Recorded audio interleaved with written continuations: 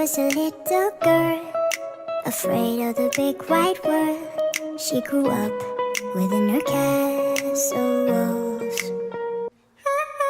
Now and then she tried to run, and then on a night with the setting sun, she went in the woods away, so afraid, all alone.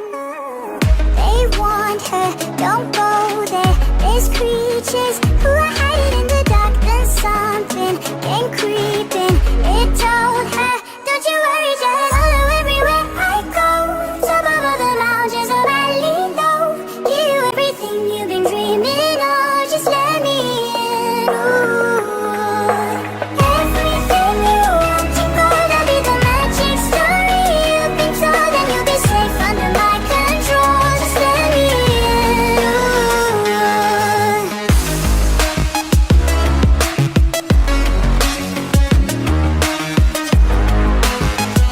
Just let me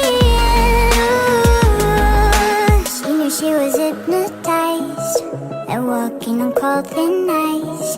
Then it broke and she awoke again.